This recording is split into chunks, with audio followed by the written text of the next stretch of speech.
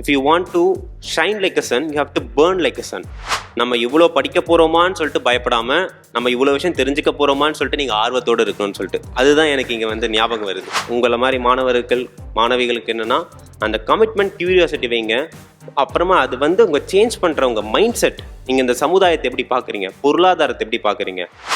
மதிப்பிற்குரிய king makers IAS academy நிறுவர் மற்றும் இயக்குநருமான சத்யஸ்ரீ பூமிநாதன் அவர்கள், மதிப்பிற்குரிய திரு பாலகிருஷ்ணன் ஐஏஎஸ் அவர்கள், மற்றும் நம்முடன் இருந்த திரு நந்தகுமார் ஐஆர்எஸ் அவர்கள், மற்றும் விகடன் குழுமம் நிகழ்ச்சியை நடத்தி கொண்டிருக்கும் விகடன் குழுமம் அவர்கள், அத்துடன் இந்த அரங்கத்தில் வீற்றிருக்கும் இளைய மாணவிகளான அனைவருக்கும் என் முதற்கண் வணக்கங்கள்.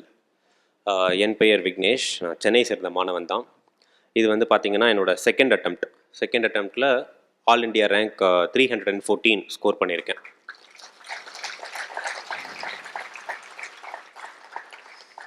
நன்றிகள் பல. என்னோடய ஃபஸ்ட் அட்டம்ப்டில் பார்த்தீங்கன்னா ப்ரிலிம்ஸ் கிளியர் பண்ணேன், மெயின்ஸ் கிளியர் பண்ண முடியல. ஒரு 15 மார்க்ஸ் இதில் வந்து பார்த்திங்கன்னா கிளியர் பண்ண முடியல. என்னோடய அட்டம்ப்ட் வந்து இதுக்கு முன்னாடி சிந்து அவர்கள் பேசினாங்க அவங்களோட லாங் ஜர்னி பற்றி. என்னோடய ஜர்னி பார்த்திங்கன்னா கொஞ்சம் சின்னது தான். ஆனால் அந்த ஒரு சின்ன ஒரு பயணத்துலேயும் ஒரு சில விஷயங்கள் நான் வந்து தெரிஞ்சுக்கிட்டேன். அதை உங்ககிட்ட பகிரணும்னு விருப்பப்படுறேன். முதலில் இந்த மாதிரி ஒரு போட்டித் தேர்வில் ஆர் வாழ்க்கையிலே கூட முக்கியமாக அந்த போட்டித் தேர்வில் ஒருத்தருக்கு ரொம்ப அதிகமாக தேவைப்படுற ஒரு விஷயம் என்னென்னா கமிட்மெண்ட்னா என்ன மாதிரி கமிட்மெண்ட், இந்த எக்ஸாம் உங்களுக்கு உங்ககிட்ட என்ன எதிர்பார்க்குது அப்படின்னு தெரிஞ்சு அதுக்கேற்ற மாதிரி உங்களை நீங்கள் வடிவமைச்சிக்கணும். இப்போது ஒரே ஒரு உதாரணம் என்னோடய வாழ்க்கையிலேருந்தே சொல்லணும் அப்படின்னா, என்னுடைய கையெழுத்து இருக்குது பார்த்தீங்களா, சின்ன வயசுலேருந்து வந்து அந்தளவுக்கு ரொம்ப க்ளீனாக அழகாக இல்லை, லெஜிபிளாகவும் இருக்காது. சம்டைம்ஸ் டக்குன்னு படித்தா என் ஃப்ரெண்ட்ஸ் நண்பர்கள் நிறைய பேர் கிண்டல் பண்ணுவாங்க, எப்படிடா இந்த கையெழுத்தை மட்டும் வச்சு நீ இப்படிலாம் நல்ல மார்க் வாங்குற, எங்களுக்கு படித்தா ஒன்றும் புரிய மாட்டேங்குதே அப்படின்னு சொல்லிட்டு. எங்கள் அம்மா அப்பாவும் நிறைய தடவை எனக்கு சொல்லியிருக்காங்க, உன்னோட கையெழுத்தை மாற்றிக்கப்பா, பின்னாடி வந்து யூஸ் ஆகலாம், எது இல்லைன்னா ஏதாவது தெரியல, பட் ஆனால் யூஸ் ஆக சான்ஸ் இருக்குன்னு. பட் என்னோட கண்ணோட்டம் என்னென்னா, நம்மலாம் சொல்லுவோம் இல்லையா, language is just a tool of expression, it's not a knowledge. அதே மாதிரி கையெழுத்தும் வந்து ஒரு டூல் ஆஃப் எக்ஸ்பிரஷன் தான், அது நாலேஜ் இல்லையன்ற மாதிரி நான் வந்து அப்படியே இருந்தேன். அப்புறமா தான் வந்து தெரிய வந்துச்சு, லைக் மேபி ஒருவேளை என்னோடய கையெழுத்துனால தான் என்னோடய ஃபர்ஸ்ட் அட்டம்ப்டில் மெயின்ஸ் என்னால் கிளியர் பண்ண முடியாமல் போயிருக்குமோ அப்படின்ற ஒரு ஐயம் எனக்கு வந்துச்சு. அதுக்கப்புறமா வந்து என்னுடைய 22-23வது வயதில் இதுக்காக நான் வந்து கையெழுத்துக்காக ஒரு கிளாஸ் போனேன். முக்கியமாக இதுக்காகவே போய்கிட்டு என்னோடய கையெழுத்தை மாற்றிக்கிட்டேன். அதை மாற்றிக்கிட்டு கிட்டத்தட்ட என்னோடய மெயின்ஸில் மட்டுமே என்னோடய ஜிஎஸ் பேப்பர்ஸில் ஒரு 70-80 மார்க்குகள் அதிகமாக வந்துச்சு. இது அஃப்கோர்ஸ் கையெழுத்தினால மட்டும் இல்லை, வேறு நிறைய ஸ்ட்ரக்சர், கண்டென்ட் எல்லாமே படிச்சிருக்கேன். பட் ஆனால் இதிலேருந்து நான் என்ன கற்றுக்கிட்டேன்னா, நம்ம ஒரு விஷயத்தை, ஒரு கோலை அச்சீவ் பண்ணணும்னு நினைக்க போகும்போது அதுக்கான தடங்கல்கள் என்னவாக இருந்தாலும் அதை நம்ம அதுக்கேற்ற மாதிரி மாற்றிக்கணும் அப்படின்றது தான். அப்துல் கலாம் ஐயா வந்து மிக அருமையாக சொல்லியிருந்தார், if you want to shine like a sun you have to burn like a sun. நீங்கள் சூரியனாய் திகழ வேண்டும் என்றால் அதற்கு முன்னாடி சூரியனை போல நீங்கள் எரிய வேண்டும். அந்த மாதிரி ஒரு டிரான்ஸ்ஃபர்மேஷன் உங்களுக்கு கண்டிப்பாக வேணும். அப்படி பண்ணிங்கன்னா உங்களோட லைஃப் அதுக்கேற்ற மாதிரி சேஞ்ச் ஆகும். ஸோ நெக்ஸ்ட்டு ரொம்ப முக்கியமான விஷயம் இந்த எக்ஸாமுக்கு என்னென்னு பார்த்தீங்கன்னா கியூரியாசிட்டினா என்ன, நம்ம சின்ன வயசில் வந்து சின்ன பசங்க இப்போ பார்த்தா, நீங்கள் சின்ன பசங்கக்கிட்ட ஒரு நல்ல பழக்கம் இருக்குது, எதை பார்த்தாலும் கேள்வி கேட்பாங்க, அது ஏன் இப்படி இருக்குது, இது ஏன் இப்படி இருக்குது, இது ஏன் இப்படி இல்லை. ஆனால் என்ன ஆகுது, பசங்க வளர வளர அவங்களுக்குள்ளே இருக்கிற அந்த கேள்வி கேட்கும் ஆர்வம்ன்றது பார்த்திங்கன்னா கம்மியாகிக்கிட்டே போகுது. ஓகே, இது இப்படி தானே, சரி இருந்துட்டு போட்டோம் அப்படின்னு சொல்லிட்டு. ஆனால் அந்த கியூரியாசிட்டி மறுபடியும் இந்த எக்ஸாமுக்கு ரொம்ப அவசியம். உங்களில் இருக்கிற நிறைய பேருக்கு ஒரு கன்ஃபியூஷன் என்னென்னா, சார் என்ன சார் சொல்கிறீங்க, இந்த எக்ஸாமில் வந்து சிலபஸ் சொல்லியிருக்காங்க, ஆனால் சிலபஸ் வந்து அண்டர் த ஸ்கை மாதிரி இருக்குது, எங்கே இருந்தாலும் கேள்வி கேட்குறாங்க, எப்படி கேள்வி கேட்குறாங்கன்னு தெரியலையேன்னு.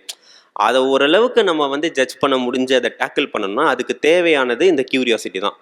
நம்ம அன்றைக்கி ஒரு நாள் வந்து கார்த்திக் ராஜான்னு சொல்லிட்டு அவரும் வந்து பாஸ் பண்ணியிருக்காரு. மிக அருமையாக ஒரு லைன் சொன்னார், நம்ம இவ்வளோ படிக்க போகிறோமான்னு சொல்லிட்டு பயப்படாமல், நம்ம இவ்வளோ விஷயம் தெரிஞ்சுக்க போகிறோமான்னு சொல்லிட்டு நீங்கள் ஆர்வத்தோடு இருக்கணும்னு சொல்லிட்டு. அதுதான் எனக்கு இங்கே வந்து ஞாபகம் வருது. ஸோ அந்த லைனை மட்டும் நீங்கள் ஞாபகம் வச்சு கமிட்மெண்ட்டோடு சேர்ந்து இந்த கியூரியாசிட்டியை நீங்கள் கொண்டு போகணும். எப்போவுமே இந்த எக்ஸாம் இல்லை ஜென்ரலாக உங்கள் வாழ்க்கைக்கே இந்த ஒரு 2 சி, கமிட்மெண்ட், கியூரியாசிட்டி, இது ரெண்டும் வந்துச்சுன்னா மூணாவதான சி, சேஞ்ச் வரும். சேஞ்ச் என்னது, உங்கள் வாழ்க்கையில், உங்கள் மைண்ட் செட்டில். ஒரு சில துறைகளில் மட்டும்தான் வந்து ஓவர் நைட்டில் ஒபாமா ஆகலாம். அதில் ஒரு துறை இந்த துறை.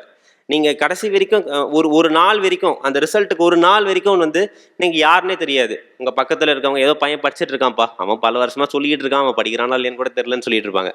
ஆனால் ரிசல்ட் வந்த பிறகு உடனே டக்குன்னு ஏதோ ஒரு ப்ரெஸ் மீடியா ஒரு அட்டென்ஷன் வந்த பிறகு நம்ம பெரிய ஆள் ஆகிடுவோம். அந்த ஒரே ஒரு நாள் ஒரு அரசியலில் இருக்கட்டும், இல்லை இந்த மாதிரி வந்து இல்லைன்னா மீடியா பர்சன்ஸ், ஒரு நடிகர் நடிகைகள், அவங்களுக்குலாம் அந்த மாதிரி ஒரு டக்குன்னு ஒரு படம் ஹிட் ஆயிடுச்சுன்னா ஓ பெரிய ஆள் ஆயிட்டார்ப்பா அப்படின்னு. அந்த மாதிரி வந்து நம்மளோட கடின உழைப்பில் இது வரைக்கும் நமக்கு யாருன்னே தெரியாமல் அடுத்த ஒரு நாள் நம்மளோட ஆளுமையை எல்லாரும் பாராட்டுறாங்கன்னா அது இந்த துறையில் மட்டும்தான். ஸோ அந்த மாதிரி ஒரு உன்னதமான துறைக்கு தான் நீங்கள் வந்து போட்டிடணும்னு சொல்லிட்டு வந்திருக்கீங்க.